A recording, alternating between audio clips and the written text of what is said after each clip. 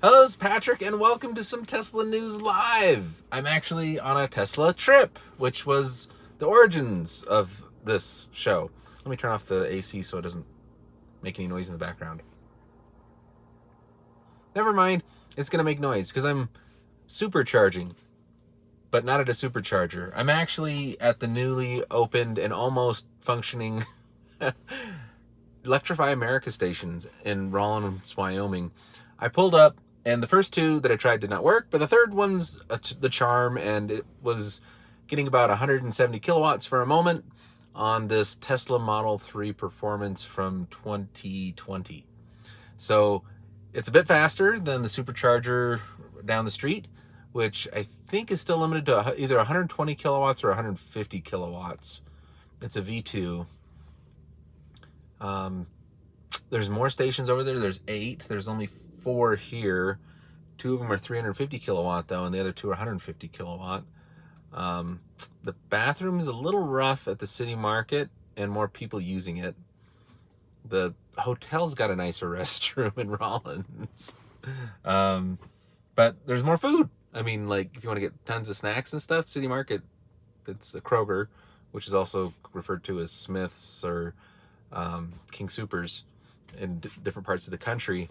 It has, all kinds of snacks and stuff you can buy. Anyways, it's been a while since I've done a live show, and I thought it would be a good idea to explain this trip that I'm going on.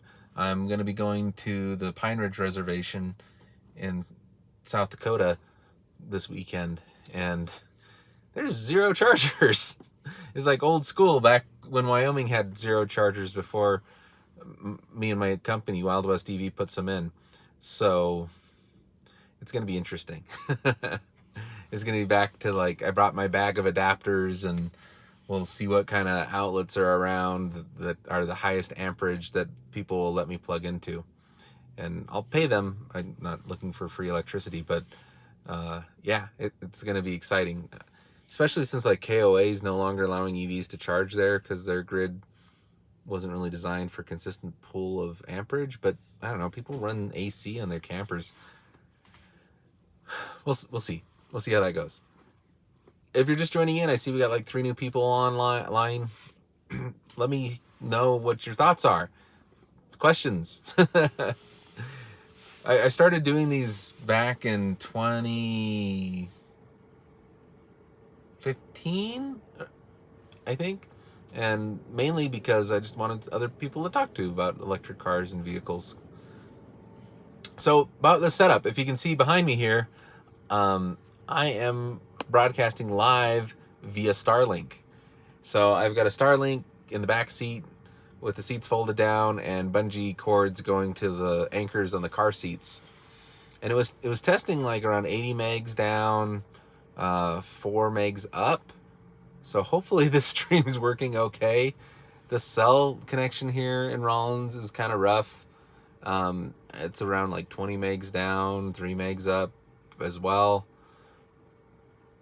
But the interesting part is I get connections with Starlink in the back like this if I'm driving in the right direction.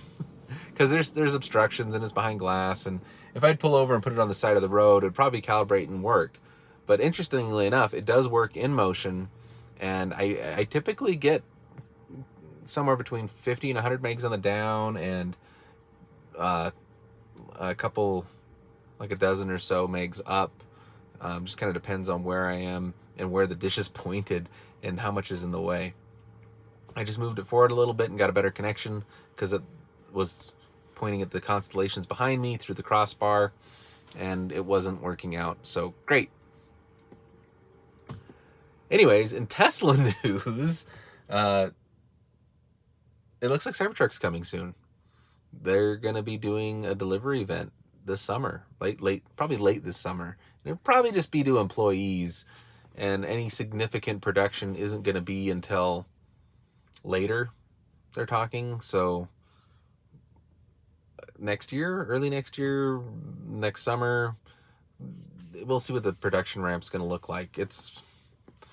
Elon's kind of vague about it, but people that went down to the cyber rodeo and the investors meeting There was a prototype there. It looks pretty close to finished. People are posting pictures of castings.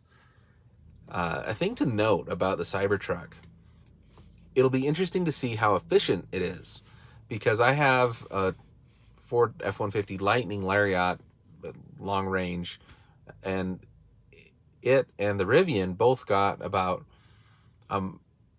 2 miles per kilowatt.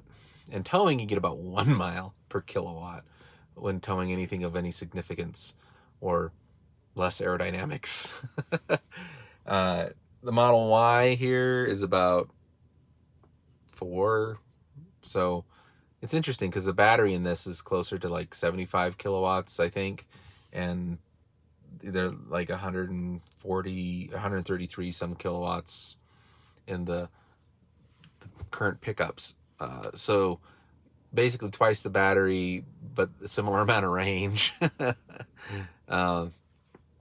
So I'm going to Pine Ridge, and I was going to take the F-150 Lightning, but there's no way to charge it outside of when I leave, well, here, Rollins. Or actually, if I went to, yeah, that's it. I think that's, or if I went the other way, it'd be Casper. Regardless, it would not be fun. And yeah, it'd be a difficult trip. And even though I've got a little bit longer range, because my configuration in this Tesla Model Y Performance is about 275 miles with the tires and the winter tires that I have on right now, which I need to switch.